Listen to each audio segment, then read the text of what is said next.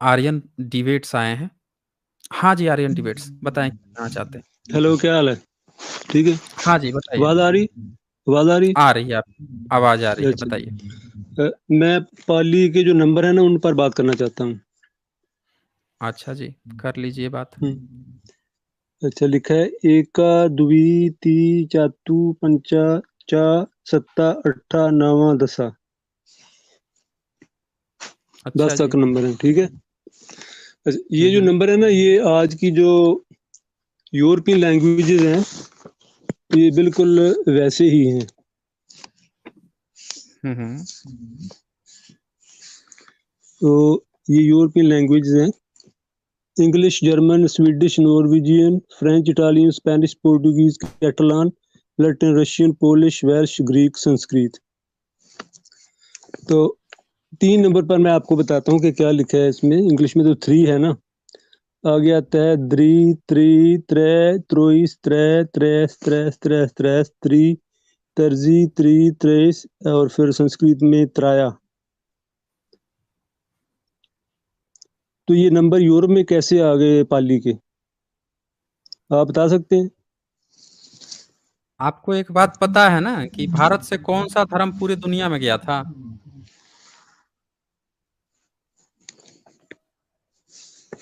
पता है कि नहीं पता हाँ। है? हाँ, लेकिन यही जो नंबर है ना आगे, वो मितनी जो है ना उसमें भी हमें मिलते हैं। हाँ, तो मिलेंगे ना, काहे नहीं मिलेंगे? जब भारत से जब जो इंडस वैली सिविलाइजेशन जो थी, तो इंडस वैली सिविलाइजेशन से जब यहाँ से जहाज़ों में भर-भर के चीज़ें जाती थी ट्रांसपोर्ट होके वहाँ पे, ट्रेडिंग होती थी और वो चीज़ें भारत में भी वहाँ की चीज़ें जब मिलती हैं इंडस वैली सिविलाइजेशन में, तो वो तो हमारे यहाँ तो ये सारी लॉस्ट सभ्यता थी ना, इंडस वैली, बुद्धिस्ट सभ्यता, फिर सम्राट अशोका की सभ्यता, गुप्त वंश, ये सारी सभ्यताएँ मिटी हुई थीं। तो बौद्ध भिक्षु जब जाते थे, उनसे पहले भी इंडस वैली सिविलाइजेशन के लोग भी तो आते-जाते थे। तो हमारे यहाँ तो एक कॉमन परंपरा थी ना, हमारे यहाँ कॉमन परंपरा थी। फिर बुद्धिज़्म ने जब यूनिवर्सिटी का विकास किया, जब वहाँ पे लोग जाने लगे, तो ये चीज़ें और कॉमन हो गई। तो इस तरह से विकास हुआ है ना, विकास इस तरह से हुआ है। अब बताइए? आपका कहना है कि ये इंडस वैली से वहाँ ये नंबर गए थे? इंडस वैली से एक अच्छा कनेक्शन था मेसोपोटामियन का। फिर बुद्धिस्ट सभ्यता में जब यूनिवर्सिटीज़ का विकास हुआ, तो और भी ज़्यादा वो हुआ, विकास हुआ ज्ञान-विज्ञान का। तो ये और भी ज़्यादा विदेशों में आदान-प्रदान हुए। ये बुद्धिस्ट के माध्यम से हुए थे, क्योंकि सिर्फ़ बुद्धिस्ट ही ऐसे थे जो भारत से चीज़ों को दूसरे देशों में ले जाकर दे रहे थे। समझ रहे हैं ना? और भारत में अभी तक पूरे इतिहास में कहीं ऐसा प्रकरण नहीं आया है कि किसी दूसरे देश का विद्यार्थी किसी दूसरे देश में जाके पढ़ाई-लिखाई करता हो। लेकिन भारत के जो यूनिवर्सिटीज़ थी, नालंदा, तक्षशिला, तेल्हारा, ऐसे न जाने 100 से ज़्यादा यूनिवर्सिटीज़ थी। यहाँ पे विदेश से लोग पढ़ने आते थे, इसके पुख्ता प्रमाण मिलते हैं। यहाँ पे प्रमाण मिलते हैं, वो नोट्स मिलते हैं, 15-15 साल रह-रह के पढ़ते हैं, तो इससे ये पता चल रहा है कि विदेशों से लोग भारत में आते थे और फिर यहाँ से पढ़ के वहाँ पे जाते थे, तो यहाँ की चीज़ें सीख के जाएँगे ना। आज हमारे देश की भाषा अंग्रेजी हो गई है। अब अंग्रेजी हो गई है, तो लोग जा रहे हैं अमेरिका में वहाँ से सीख के नई-नई तकनीक, नई-नई चीज़ें, अभी कुछ होता है तो ट्रेनिंग करने के लिए अमेरिका चले जाते हैं, यूरोपियन कंट्री में चले जाते हैं। तो वहाँ से चीज़ें सीख-सीख कर आके अपने देश में करते हैं। अब भविष्य में ये इतिहास लॉस्ट हो जाए और कोई कहे कि भाई देखो अंग्रेजी तो अमेरिका और यूरोप में चलती थी, ये भारतीयों में कहाँ से अंग्रेजी में ये चीज़ें मिल रही हैं? कोई भी कह देगा कि भारत के लोग आए थे, पढ़ने के लिए अमेरिका में गए थे, वहाँ से नई-नई टेक्नोलॉजी भी सीख के आए थे, तो यहाँ पे आके भारत में अपने देश में भी बना लिए थे वैसी-वैसी चीज़ें। ये तो एकदम कॉमन सी बात है ना? अब बताइए? हाँ, तो ये जो नंबर लिखे हैं ना, एकावर्तन, तेरावर्तन, पंचवर्तन, सत्वर्तन, नववर्तन। हुँ, अ, जैसे परिवर्तन शब्द है ना, तो हुँ, इसके लिए वो वर्तन यूज हो रहा है, मतलब घोड़ों को सुधारने के लिए वो यूज करते थे। यानी एक हुँ। चक्कर, दो चक्कर, त्रै चक्कर, चार चक्कर, पांच चक्कर, इस तरह का। तो ये भी तो अ, यहाँ का ही शब्द लगता है ना, वर्तन शब्द जो वो यूज कर रहे थे। आप ये बताओ, सीधे-सीधे मुद्दे पर आओ। आप अपने को क्षत्रिय कहते हो ना? हाँ। आप कभी विदेश में गए हो ज्ञान विज्ञान का प्रचार करने? आपका धर्म गया है कभी विदेश में ज्ञान प्रचार करने? या आपके किसी यूनिवर्सिटी में, गुरुकुल में विदेश के कोई छात्र पढ़ने आए हैं? भाषा का आदान-प्रदान किए हो कभी? नहीं, अगर सिंधु घाटी जो है उसको अगर सभ्यता मान लिया जाए तो कैसे फिर मान वो लिया जाए? वैदिक कैसे लोग मान ही लिया जाए? बाहर आपके गए थे किसी ना। आप आप कैसे मान लिया जाए? आपके किसी स्क्रिप्चर में उसका ज़िक्र है? आपके सिंधु किसी घाटी, स्क्रिप्चर में, आपके किसी भी धर्म ग्रंथ में सिंधु घाटी सभ्यता का ज़िक्र है? आपको पता था उसके बारे में? हाँ पता था, वो महाभारत में कहाँ लिखा कहाँ है ना। ज़िक्र है? महाभारत महाभारत में क्या में लिखा है? लिखा है क्या कि लिखा है महाभारत में?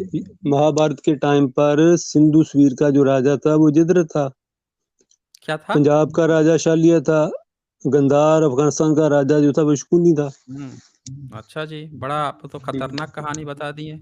आप तो जानकारी का एक बड़ा सोर्स दे दिए। आइए आपकी महाभारत आपको दिखाता हूँ। आप पंजाब की बात कर रहे हैं ना? पंजाब का राजा ये था, वो था, हैं? हाँ अभी आपको दिखाता हूँ महाभारत में क्या लिखा है पंजाब के बारे में। आपको लगता है आप सही से पढ़े नहीं हैं पंजाब के बारे में, महाभारत में क्या लिखा है। ये ये लीजिए। आप जो है ना, आपके तरफ से हल्का-हल्का बैकग्राउंड साउंड भी आ रहा है। मैं दिखाता हूँ आपको। ये लीजिए आपका महाभारत दिखाता हूँ मैं।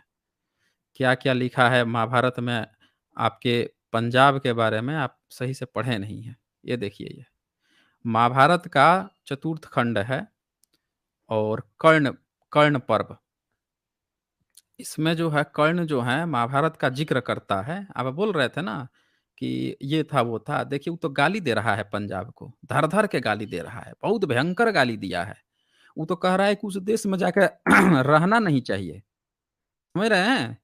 कह रहा है कि पंजाब ऐसा देश है, वहाँ को बाहिक कह रहा है कि सब बाहिक देश हैं, हमारे देश से बाहर के देश हैं। अरे पंजाब को ब्राह्मणों ने अपने देश से बाहर का देश घोषित कर दिया था। आप पता नहीं कहाँ पहुँच गए, आप अपना बर्तनी पहुँचाने के लिए, सीरिया में। पता नहीं कैसे बाबूजी खोजने पहुँच जाते हैं सीरिया में। देखिए ये आपका क्या कहता है।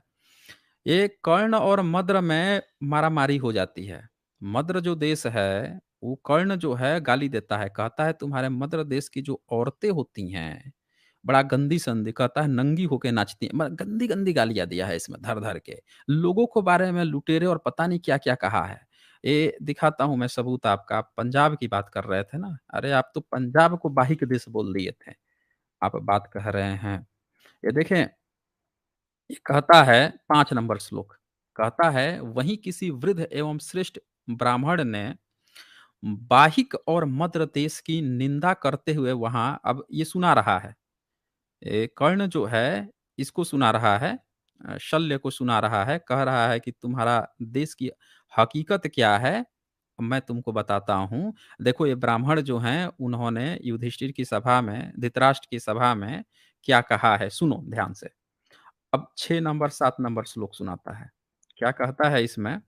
कहता है जो प्रदेश हिमालय, गंगा, जमुना, सरस्वती, यमुना और कुरुक्षेत्र सीमा से बाहर है, तथा जो सतलज, व्यास, रावी, चिनाब और झेलम, इन पांचों एवं छठी सिंधु नदी के बीच में स्थित है, उन्हें बाहिक कहते हैं। वे धर्म बाह्य और अपवित्र हैं, उन्हें त्याग देना चाहिए। सुन रहे हो आप? पंजाब देश की आप बात कह रहे हो, आपके ब्राह्मणिकल स्क्रिप्चर में, आपके महाभारत में धर-धर के गाली दी गई है पूरे पंजाब को। आज जो पंजाब का एक बहुत बड़ा हिस्सा जो चला गया है पाकिस्तान में, इन सबको धर-धर के गाली दी गई है।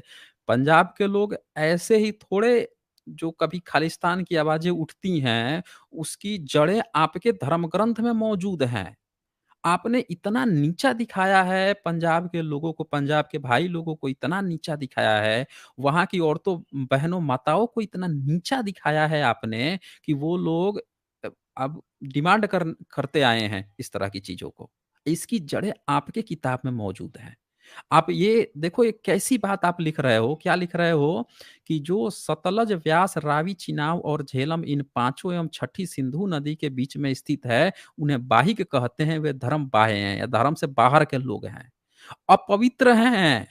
आप उनको अपवित्र कह रहे हो, उन्हें त्याग देना चाहिए, आप कह रहे हो बाइकआउट कर दो, तो वही लोग तो डिमांड कर दिए थे कि जब तुम्हारे धर्म ग्रंथ हमारी निंदा करते हैं, हमारे लोगों को गाली देते हैं, कहते हैं कि हमारे धर्म में ही तुम नहीं हो और हमें त्याग देने की, तो भैया त्याग दो हमको त्याग दो फिर। यही तो डिमांड करते हैं, इसकी जड़ें आपके किताब से आती हैं। समझ रहे हैं ना? आप बता रहे हैं कि पंजाब का इसका, अरे आप सीरिया खोज रहे हैं, आपने भारत के ही भूभाग में, आप दूसरे भूभाग में नहीं गए हैं, कहानी बता रहे हैं। और सुनिए आगे क्या कहते हैं, ये 8 नंबर में कहता है गोवर्धन नामक वटवृक्ष और सुभद्र नामक चबूतरा, ये दोनों वहाँ के राजभवन के, तो ये बचपन से भूला नहीं हूँ। फिर ये हाँ, 10 नंबर श्लोक। अब ये आगे कहता है, वहाँ शाकल नामक एक नगर और आपगा नाम की एक नदी है, जहाँ जार्तिक नाम वाले बहिक निवास करते हैं, उनका चरित्र अत्यंत निंदित है। अब पूरा जो है आप वहाँ पे एक नदी के किनारे जो बसे हुए लोग हैं, पूरा एक नगर जो है शाकल, उन्हीं को गाली देना शुरू कर दिए। तो आपके धर्म ग्रंथ जो हैं, कूट-कूट के भारत के ही प्रदेशों को गाली दिए हैं। ये क्या कह रहे हो आप? कि वे भुने हुए जौ, श्लोक नंबर 11, वे भुने हुए जौ और लहसुन के साथ गोमांस खाते हैं और गुड़ से बनी हुई मदिरा पीकर मतवाले बने रहते हैं। पुआ, मांस और बाटी खाने वाले बाहिक देश के लोग सील और अचार से शून्य हैं। अब आप जो है डिसाइड कर रहे हो कि आपकी तरह कोई हो जाए तब तो वो सील से है।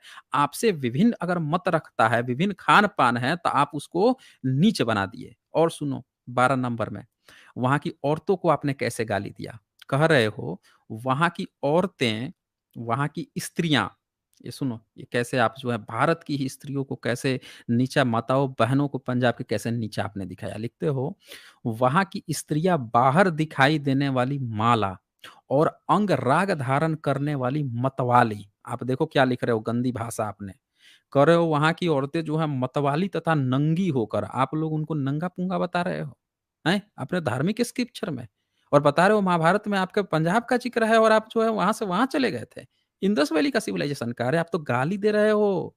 जिस जो क्षेत्र इंडस वैली सिविलाइज़ेशन का सबसे बड़ा क्षेत्र है, वहाँ के लोगों को आप गाली दे रहे हो, आपकी तो ये सिविलाइज़ेशन ही नहीं है। कहानी गढ़ रहे हो कि वहाँ से वहाँ चले गए, आप जाते थे विदेश में। और सुनो क्या कहते हो, तथा नंगी होकर नगर एवं घरों की चार दीवारियों के पास गाती और नाचती हैं। आप जो हैं वहाँ की पंजाब की महिलाओं को क्या कह रहे हो, नंगी होकर नाचती गाती हैं। हैं? कितने धूर्त हो, कैसे बेवकूफ लगती हो। 13 नंबर में आप क्या लिखते हो, वे गधों के रेंकने और ऊँटों के बलबलोने की आवाज़ में मतवालेपन में भी भाँति-भाँति के गीत गाती हैं। अब आपको क्या दिक्कत है कि क्या रेंक रहा है, क्या नहीं रहा है, वो गीत गा रही हैं तो, इसमें भी आपको दर्द है।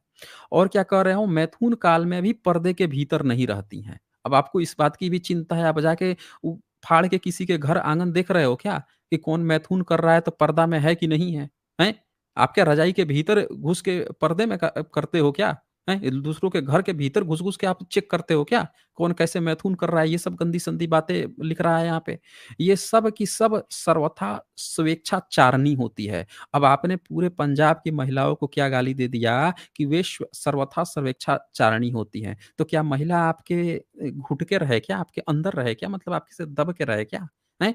आप गर्भवती हो तो उसको घर से बाहर लात मार के भगा दो तो वो भाग के चले जाए क्या वो? उसका अपना कोई विचार-विचार नहीं है क्या?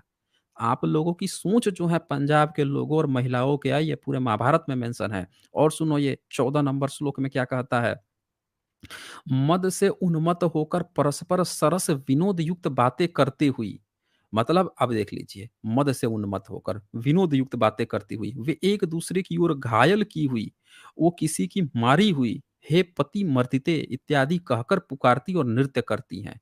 तो अरे भाई वो कैसे भी पुकारे अपने पति को, अपने लोगों को, उनकी इच्छा है। इसमें आपका क्या दर्द उठ रहा है?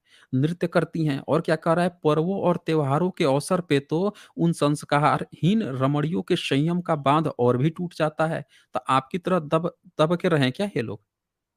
लोगों का अपना जीवन शैली है। अमेरिका के लोग जो हैं वहाँ इससे ये पता चलता है कि जो पंजाब का क्षेत्र रहा होगा, वहाँ के महिलाओं को, वहाँ के पुरुष जो हैं, अपने अंदर में दबा के नहीं रखते थे, बल्कि महिलाओं को भी स्वतंत्रता थी कि वो अपनी इच्छा से नाच-गाना कर सकती थीं, अपनी इच्छा से वो लोगों से मिल-जुल सकती थीं, मर्दों से बातें कर सकती थीं और वो खुलापन था, जो आज की महिलाएँ जो चाह रही हैं, वो जो पंजाब रहा, चूँकि बुद्धिस्ट पंजाब है एंशिएंट इंडिया में, तो वहाँ पे ये चीज़ें रही होंगी और आप गाली दे रहे हो वहाँ के मर्दों को, महिलाओं को, कि आपके मनुस्मृति की तरह कैसे नहीं स्त्रियों को दबा के रखा गया है। आपको इस बात का दर्द है। आप कहानी बता रहे थे और सुनो यहाँ पे 15 नंबर श्लोक में, "उन्हीं बहिक देश मदमत एवं दुष्ट स्त्रियों का कोई संबंधी वहाँ से आकर कुरु जांगल प्रदेश में निवास करता है। वह अत्यंत खिन्न-चित्त इस प्रकार गुनगुनाया करता है।" क्या कहता है? तो 16 नंबर में। 16 नंबर में आप क्या लिख रहे हो? लिख रहा है, निश्चित ही वह लंबी गोरी और महीन कंबल की साड़ी पहनने वाली मेरी प्रेयसी कुरुजांगल प्रदेश में निवास करने वाली मुझ बहिक को निरंतर याद करती सोती होगी। तो भई वो उसकी अपनी प्राइवेट लाइफ़ है ना, वो अपने लाइफ़ में उसकी कोई प्रेमिका होगी तो याद करेगा, उसमें भी आपको दर्द है। 17 नंबर में क्या लिख रहा है, वो मैं कब सतलज और उस रमणीय रावी नदी को पार करके अपने देश में पहुँचकर शंख की बनी हुई मोटी-मोटी चूड़ियों को धारण करने वाली वहाँ की सुंदर स्त्रियों को देखूँगा। अब मोटी-मोटी चूड़ियों को धारण करने वाली, यानी कि आप ये देख लो कि मेरे ख़्याल से आज भी जो पंजाब के लोग हैं, वहाँ पे ये चीज़ें फ़ेमस होंगी कि महिलाओं की जब शादी होती है, तो शायद वो ज़्यादा चूड़ियाँ पहनती हैं। ऐसा आर्कियोलॉजी में भी देखने को मिला है, जो बुद्धिस्ट शिल्पकला है, गंधार शिल्पकला है, वहाँ पे भी दिखाया गया है कि जो बुद्ध की माता का जब चित्र बनाया जाता था, उसमें ज़्यादा चूड़ियाँ पहनाई जाती थी, जो दिखाया गया है वहाँ पे। वो तो शायद आज भी प्रचलन में होगा वहाँ पे, जो लोग होंगे वो फीडबैक दे सकते हैं। उस आपको इसमें भी दिक्कत है। वो अपनी कल्पना कर रहा है वहाँ का व्यक्ति, उसमें भी आपको दिक्कत है। अब क्या आगे आप क्या लिख रहे हो? इसकी पूरी मतलब उसकी जो कल्पना है उसमें जो है आप बोलते ही बोलते हो, आगे मैं आपको और दिखाता हूँ आपने क्या-क्या ये कहा है। दिखाता हूँ मैं आपका 29 नंबर। हाँ, ये 31-32 नंबर पे आ जाओ। यहाँ पे क्या कहता है कि जहाँ शतद्रु, सतलज, विपाशा, व्यास, तीसरी इरावती, रावी, चंद्रभागा, चिनाव और वितस्ता, झेलम ये 5 नदियाँ छठी सिंधु नदी के साथ बहती है। वहाँ पीलू नामक वृक्षों के कई जंगल हैं। वे हिमालय की सीमा से बाहर प्रदेश आरठ नाम से विख्यात है, वहाँ का धर्म-कर्म नष्ट हो गया है, उन देशों में कभी ना जाएँ। तो आप जो है आरठ जो आज के जो जाट लोग हैं, उनको कहा जाता है। आजकल जाट लोग जातिवादी भी हो गए हैं, उनको भी ये बात समझना चाहिए कि आप जातिवाद किससे कह रहे हो? आपके पूरे क्षेत्र को, आपके इस जगह को गाली ब्राह्मणिकल सिस्टम दे रहा है, तो आप यूनिटी की बजाय पता नहीं कहाँ फँसे हो। ये देखें, ये सीधे-सीधे कह रहा है, गाली दे रहा है यहाँ पे कि वहाँ धर्म-कर्म नष्ट हो गया है, उस देशों में कभी ना जाएँ। तो आपका ब्राह्मण संप्रदाय जो है, वो सीधे-सीधे पूरे पंजाब में ही जाने को मना कर दिया था। आप कहानी गढ़ रहे थे कि आपका ब्राह्मण धर्म विदेश में जाता था। अरे समुद्र पार पे रोक लगाया, भारत के ही अलग-अलग प्रदेशों में जाने पे रोक लगाया, सौराष्ट्र को गाली दिया धर-धर के, केरल को गाली दिया, पूरे साउथ इंडिया को गाली दिया, पूरब के राज्यों को गाली दिया। यहाँ तो कह रहा है कि ये पूरे नदियाँ जो हैं जहाँ पे पंजाब उन सबको गाली दे रहा है कि वहाँ कभी जाना ही नहीं चाहिए। आप कहानी गढ़ रहे थे कि वहाँ से आप एंशिएंट इंडिया में वहाँ जाते थे। एक महाभारत कौन लिखा फिर? एक गाली कौन दे रहा है कि वहाँ मत जाएँ? फिर ये कह रहा है यहाँ पे 33 और 34 नंबर, जिनके धर्म कर्म नष्ट हो गए हैं, वे संस्कारहीन जारज, जारज मतलब समझते हो? बाप जो है कोई और हो, बाप का नहीं पता हो, जारज।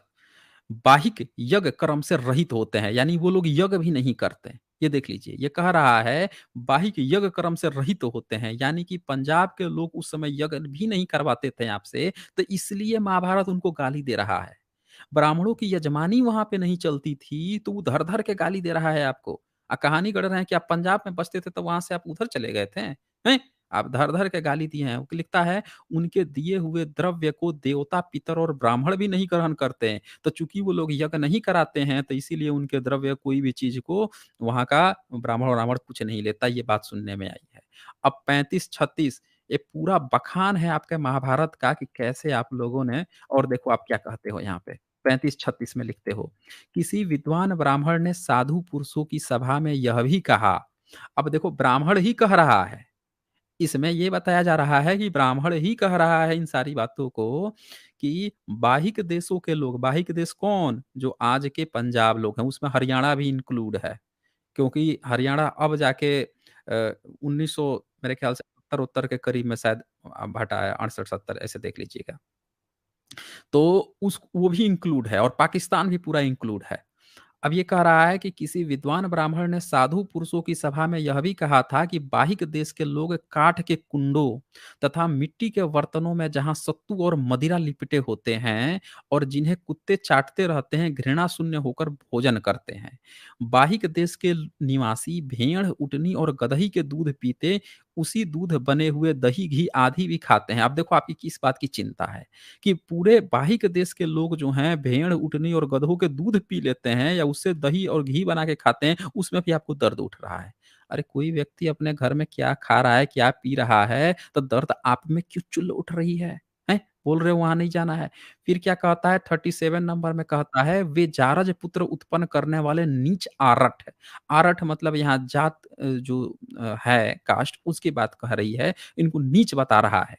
कह रहा है वे जारज पुत्र उत्पन्न करने, जारज पुत्र मतलब जिसमें पिता पता नहीं हो, ठीक है ना? पता नहीं हो उसका। जैसे शंकराचार्य को भी इन्होंने कहा कि शंकराचार्य जारज पुत्र था, उसका बाप का पता नहीं था। किसी ने कहा कि 3 साल पहले ही छोड़ के चला गया था, और माता जो है कौन क्या किया, ये सब भी लिखे हैं उनके बारे में।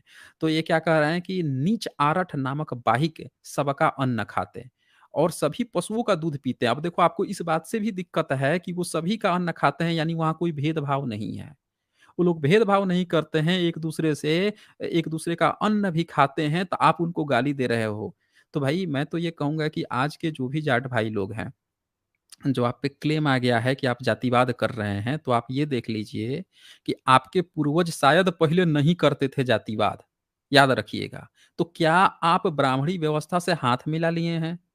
ब्राह्मणी व्यवस्था तो आपको गाली दे रही थी, तो क्या आपने उनसे हाथ मिला लिया कि नहीं, नहीं अब हम जातिवाद करेंगे भाई, अब हम ब्राह्मणी भले ही हम जो हैं बने रहेंगे, अलग धर्म अपना लिए हैं लेकिन अब हम करने लगेंगे। ये देखिए ना यहाँ से ये पूरा महाभारत ये डील्स कर रहा है कि गाली आपको भी पड़ रही है कि सबका अन्न खाते हैं यानी कोई भेदभाव नहीं था और सभी पशुओं के दूध पीते हैं, अतः विद्वान पुरुष उन्हें दूर से ही त्याग देना चाहिए। लो भाई साहब, इनको दूर से ही त्याग देना चाहिए। तो ये सारी बातें जो हैं आपके महाभारत जो है चीख-चीख के कह रही है, कहाँ गए ये? हुँ? ये देखें इसमें ये भी लिखा है कि जहाँ पर्वत से निकलकर ये पूर्वोक्त पाँचों नदियाँ बहती है, वे आरठ नाम के प्रसिद्ध बाहिक प्रदेश है, उनमें श्रेष्ठ पुरुष 2 दिन भी निवास न करें। कह रहा है कि 2 दिन भी वहाँ पे नहीं निवास करना है और 43 नंबर तो क्या लिख रहा है कारस्कर, माहिसक, कुरंड, केरल, केरल का भी नाम आ गया, करकोटक और विरक जो साउथ इंडिया है उसका भी नाम यहाँ पे लगे हाथ दे दिया कि इन देशों में धर्म आचार दूषित है, इन सब का त्याग कर देना चाहिए। यानी ये सारे बुद्धिस्ट देश थे, इन सब का त्याग कर देना चाहिए। तो मिस्टर आर्यन डिबेट अब आप क्या कह रहे थे? आप बताइए तो फिर से। हाँ जी, यार मेरी भी बात सुन लो, आपने इतना लंबा लेक्चर आप दे दिया, सुनाइए। मैं सारी अरे बातों लंबा का जवाब लेक्चर का कैसे दे आपका सकता हूँ? आपका पूरा मैंने दिखा दिया ना जो पंजाब बता रहे थे आपकी पंजाब से आपके लोग गए थे। दिखा दिया मैंने क्या हाँ, तो हैसियत बाद में लिखा नहीं होगा उन्होंने ना, अपने जब यहाँ धर्म पर धर्म बाहर वालों का कब्जा हो गया होगा, अ, दूसरा कोई धर्म आ गया, अच्छा, तो उन्होंने अच्छा, किसी ब्राह्मण ने लिख अच्छा, दिया ऐसी बातें। तो ये अच्छा, तो पहले की अच्छा बातें ब्राह्मण ने मैं लिख बता दिया। रहा ए हूँ। एक 1 मिनट, 1 मिनट, 1 मिनट। तो साथियों सुन लिया आपने? इनकी पूरी पोल पट्टी खुल गई महाभारत की। अभी इन्होंने शुरू में क्या कहा था कि ये महाभारत में दिया हुआ है और महाभारत खोल के दिखा दिया तो अब मिलावटी का रोना लोने लगे, कोई आगे लिख दिया होगा इनकी महाभारत की किताब। हैं? इनकी महाभारत की किताब कोई और आके लिख दिया और ये पीढ़ी दर पीढ़ी इसको ढो के ला रहे हैं। गजब गजब बकलोली है भाई। मतलब गजब बकलोली है। रेफरेंस पहले उसी का खोल के दिखा दो तो मिलावटी हो गया। कोई लिख दिया होगा। काहे इतना झूठ बोलते हो? काहे इतनी जगहसाई करते हो आर्यन डिबेट? हैं? चलें बताएँ अब, बताएँ क्या कहना चाहते हैं?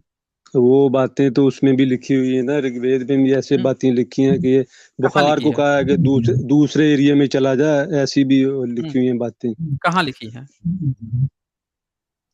कहाँ लिखी है? ऐसी बातें तो एक स्टेट के जो दूसरे स्टेट को गालियां देते हैं और क्या करते हैं, ये किसी कहाँ एक देते स्टेट के हैं? ब्राह्मण ने दूसरों को कह अरे दिया होगा इस भाई, तरह। आपके महाभारत में जब पूरे के पूरे देश साथ मिलके लड़ाई किए हैं, आपका महाभारत आप क्लेम कर रहे हो कि व्यास ने लिखा, ये पीढ़ी दर पीढ़ी ढो के लाने का दावा आप कर रहे हो। जब तक कोई किताब नहीं खोल दे तब तक तो आपके व्यास जी ने लिखा है भाई, 5000 साल पुराना है भाई, ये तो कृष्ण की वाणी है भाई, इसी में गीता कृष्ण की वाणी है भाई, सब चीज ये है वो है, हर चीज अच्छी है, परफेक्ट है। जब तक कि किताब कोई खोल के आपको ना दिखा दे, बस किताब खोल के कोई दिखा देता है, आपकी गंदगी जब बाहर आ जाती है, आपकी पूरी तरह से एक्सपोज़ हो जाते हो, बुरी तरह से एक्सपोज़ हो जाते हो, बस आप रोना शुरू कर दोगे। कोई और लिख दिया होगा, ये लिख दिया होगा। हैं? क्यों ऐसा झूठ बोलते हो? क्यों अपनी जान हँसाई कराते हो आर्यन डिबेट? अब बताएँ क्या कहना है आपको? ये तो आप लिखने वाले को कहो ना, ये नहीं, राजपूत नहीं ने तो नहीं लिखने लिखे वाले ग्रंथ, नहीं। ग्रंथ तो अरे ब्राह्मणों तो ने लिखे हैं। आप बचाने क्यों आए हो फिर? जब मैं राजपूत ने बचाने नहीं नहीं आया, लिखे हैं, मैं तो तो उसमें राजपूत ने ऋग्वेद लिखा है। राजपूत ने ऋग्वेद जो लिखा सही है। बातें हैं वो मैं आपको बताने आया हूँ कि ये राजपूत जो राजपूतों ने क्या ऋग्वेद लिखा है? रामायण और महाभारत जो है, राजपूतों ने ये लिखा तो है। ये तो इतिहास की बात है ना। इतिहास जो है वो तो चलता रहता है, एक जगह पर आकर रुक तो नहीं जाता ना। आपको तो अब इतिहास में अब तो सुनो, बात आप सुनो मेरी बात आप।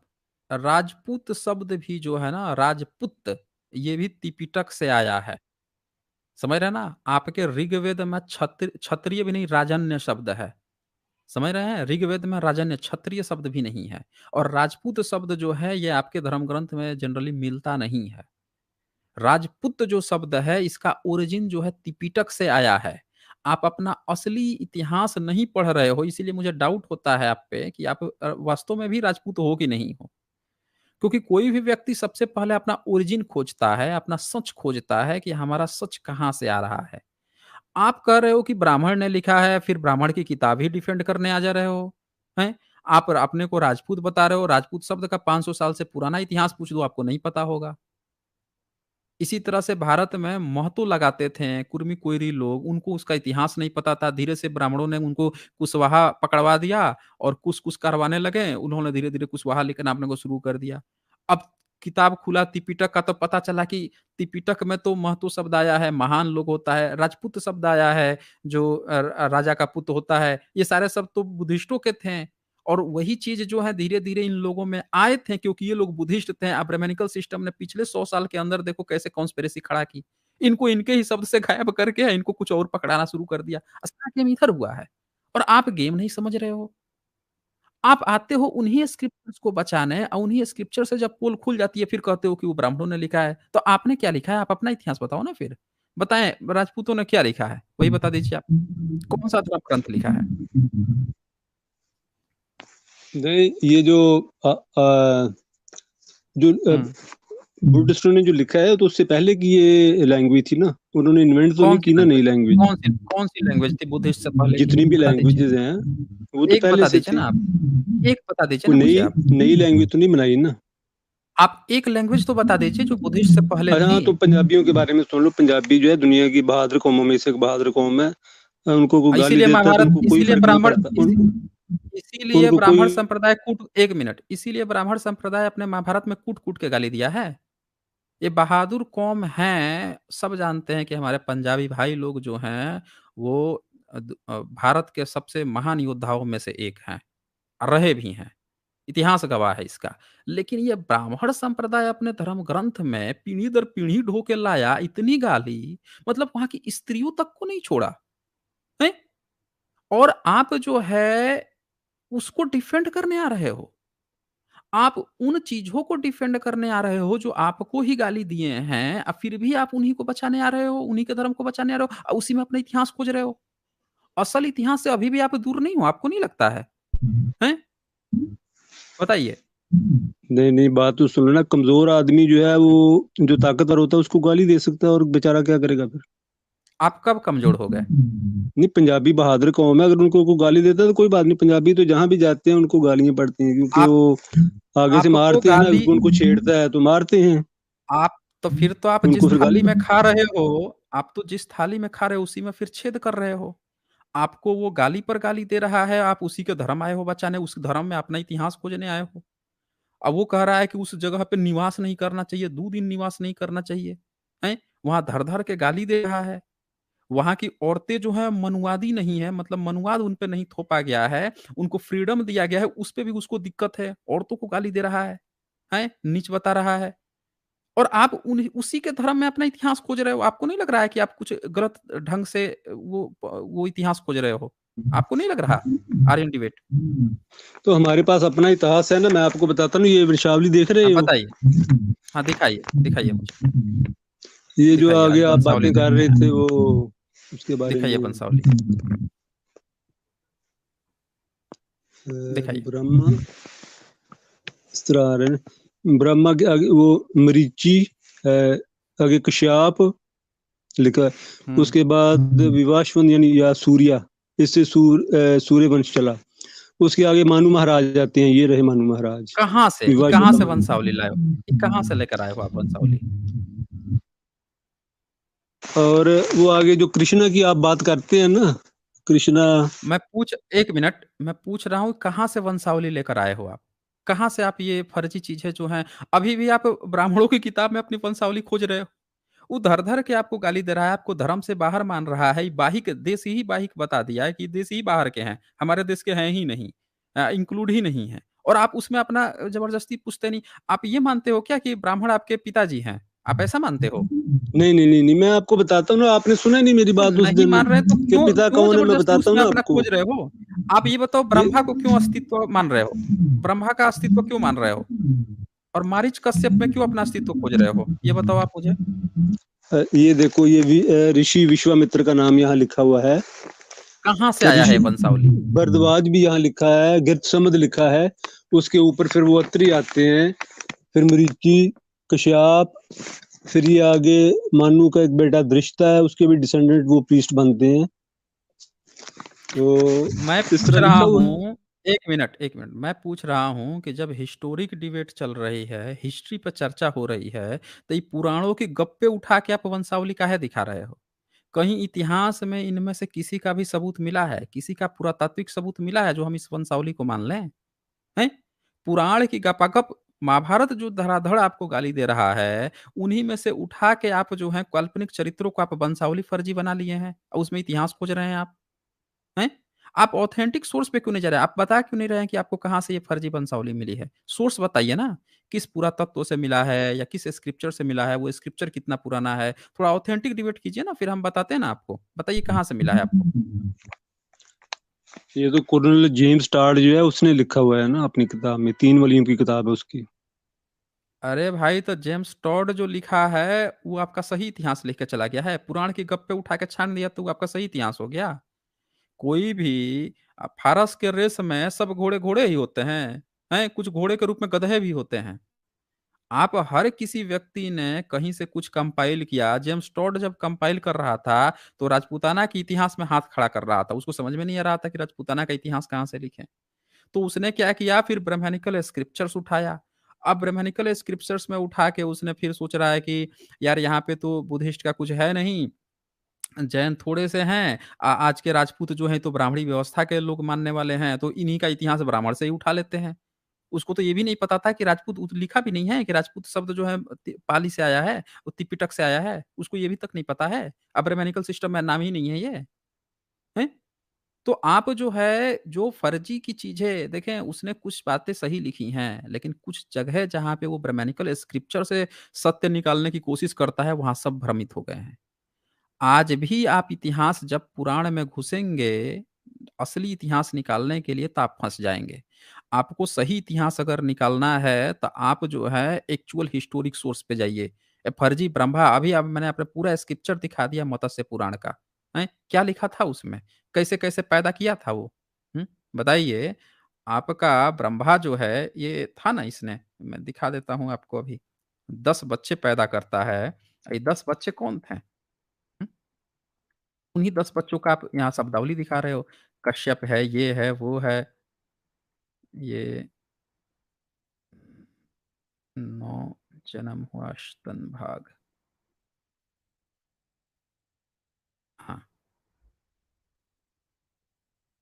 ये 1 मिनट ये दिखाता हूँ आपको। और ये तो भागवत पुराण कहाँ गया ये? हाँ, ये रहा भागवत पुराण। भागवत पुराण जो है, ये पूरा बताया है ना आपको, कौन कहाँ से, किधर से कौन ऋषि किधर से पैदा हुआ, हैं? कश्यप जो है कहाँ से पैदा हुआ, मरीचि, उसका आप उठा के मरीच का आप दिखा रहे हो, हैं? ये था ना यहाँ पे, मिनट। हुँ। आप आप ब्रह्मा की वंशावली दिखा रहे थे। यहाँ पे ब्रह्मा की बेटी कन्या कन्या सरस्वती है। नीचे देखें पुत्र मारीच, ब्रह्मा का पुत्र मारीच, ये आपके धार्मिक स्क्रिप्चर में लिखा है, जो ये कह रहा है कि पिताजी आप समर्थ हैं, फिर भी मन में उत्पन्न हुए काम के वेग को न रोककर पुत्री गमन जैसा दुस्तर पाप करने का आप जोखिम ले रहे हो। हैं? तो आप जो हैं ब्रह्मा उसका बेटा मारीच ये पूरा वंशावली आप पुराणों से उठा रहे हैं। आप पुराण की गप्पों को उठा के आप सोच रहे हैं कि ये इतिहास है। आप बोल रहे हैं कि मैं असली इतिहास दिखाता हूँ। अरे पुराण तो महाभारत के भी बाद में लिखे गए हैं। पुराणों की कई घटना तो महाभारत को ही एक्सप्लेन करने के लिए लिखी गई है। उसमें से फर्जी चीज़ें उठा के आप अपना इतिहास खोज पाएँगे। आपको नहीं लग रहा है कि आप अपने आप को धोखा दे रहे हैं, पूरे समाज को धोखा दे रहे हैं? पूरे राजपूत समाज को धोखा नहीं दे रहे हैं आप, आपको ऐसा नहीं लग रहा है? इतिहास जो है काल्पनिक गप्पों से नहीं, हिस्टोरिक रूप से सामने आना चाहिए ना, ऐतिहासिक रूप से सामने आना चाहिए। आपको इतना भर-भर के गाली दिया, इसी महाभारत में आपको बोल देता है कि आप जो है नाजायज़ पुत्र हो ब्राह्मणों के, फिर भी आपको अकल नहीं आ रही है। अब बताइए क्या कहना चाहते हैं? बोलिए। तो ठीक है, वो गाली देते हैं, उनकी मर्जी है, उनको गुनाह होगा हमेशा। तो फिर क्यों उनकी स्क्रिप्चर उठा के आप सबूत दिखा रहे हो? क्यों वंशावली उनकी उठा के दिखा रहे हो? आपके प्रदेश को गाली दे रहे हैं, आपके पूरे कम्युनिटी को गाली दे रहे हैं, फिर भी उन्हीं में अपना इतिहास खोज रहे हो आप। चलें फिर अब आर्यन डिबेट, चलें फिर मेरे ख्याल से आज काफ़ी समय मैंने आपको दे दिया। अगली बार आइए तो थोड़ा हिस्टोरिक प्रूफ लेकर आइए, पुराण की गप्पे लेकर मत आइए, पुराण की गप्पों से इतिहास नहीं चलता ना। चलें देखें अब कौन आए हैं डिबेट करने के लिए।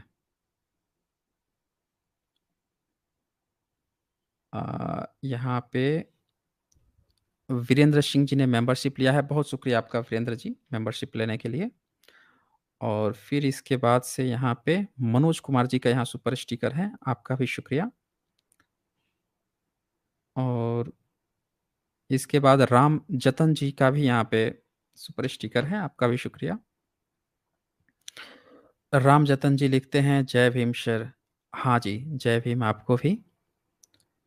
और फिर यहाँ पे हेमंत कुमार लिखते हैं सर राजपूत को ज़रूर दिखाइए श्रीमद् भागवत पुराण 1:18 श्लोक 33 एंड 34 क्षत्रिय से पूछिए और दर्शकों को भी दिखाइए, फिर इनसे हिम्मत नहीं होगी जवाब देने की।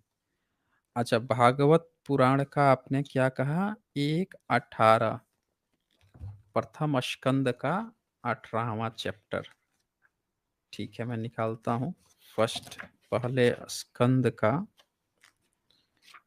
18 चैप्टर 14वां 19 18 चैप्टर और इस 18 चैप्टर का 34 33 एंड 34 32 हाँ 33 में लिखा है 33 में लिखा है ये नरपति कहलाने वाले लोग उच्चिष्ट भोजी कौवों के समान षंड मुषंड होकर कितना अन्याय करने लगे हैं। ब्राह्मणों के दास होकर भी ये दरवाजे पर पहरा देने वाले कुत्ते के समान अपने स्वामी का ही तिरस्कार करते हैं। बताइए, ये देख लीजिए ये जो है ये क्षत्रियों को ऐसा लिख रहे हैं कि कुत्ते के समान अपने स्वामी का ही तिरस्कार करते हैं। 34 नंबर में लिखा है ब्राह्मणों ने क्षत्रियों को अपना द्वारपाल बनाया है। देख लीजिए, द्वारपाल भी बनाया है, फिर कुत्ते से उनकी तुलना भी कर रहा है। आगे लिखता है उन्हें द्वार पर रहकर रक्षा करनी चाहिए, घर में घुसकर स्वामी के बर्तनों में खाने का उसे अधिकार नहीं है। मतलब आप देख लीजिए कि राज पूरे जो क्षत्रिय समाज है उसको किस तरह से इस भागवत पुराण में, जिसको महापुराण कह रहे थे, इससे पहले एक व्यक्ति आए थे, वो भी अपने को बोल रहे थे कि इसी को महापुराण कहा जाता है। हैं? बताइए, इसमें लिखा है कि वो ब्राह्मण के बर्तन में खा तक नहीं सकते हैं। तभी राजपूत समाज को, पूरे क्षत्रिय समाज जो है, उसको अंग्रेजों के समय में अपने को सो कॉल्ड अपर कास्ट कहलवाने के लिए अ, इंग्लैंड तक कोर्ट में लड़ना पड़ गया था। ये बोल रहा था कि तब शूद्र हैं, शूद्र बता रखा था। और बताइए, ये आके उन्हीं ब्राह्मण ग्रंथों में अपना इतिहास खोज रहे हैं? जो इनकी तुलना कुत्ते से कर रहा है, ये कह रहा है कि इनका काम है जो हमारी द्वारपाल बनकर रक्षा करना, हमारे बर्तन तक में नहीं खा सकता है। हुँ। बहुत शुक्रिया आपका हेमंत जी, ये यहाँ पे दिखाने के लिए। अच्छा, इसके बाद से मोहित कुमार जो हैं लिखते हैं, जय भीम सर जी। हाँ जी, आपको भी जय भीम। चलें, आगे बढ़ते हैं। अब देखें कौन आए हैं डिबेट के लिए। भई, जो डिबेटी हों बता दीजिए, मुझे आसानी हो जाएगी ना उनको ऐड करने में। ठीक है? चलें, ये कोई दिनेश आए हैं, इनको मैं ऐड करता हूँ। अच्छा, देखिए ये दिनेश भाग गए क्या ये? देखें, ये दिनेश नाम का कोई व्यक्ति थे, ये भाग गए। इनको ऐड करने का टाइम आया तो ये भाग खड़े हुए। अच्छा जी, चलें आगे बढ़ते हैं, अब देखें कौन आए हैं। ये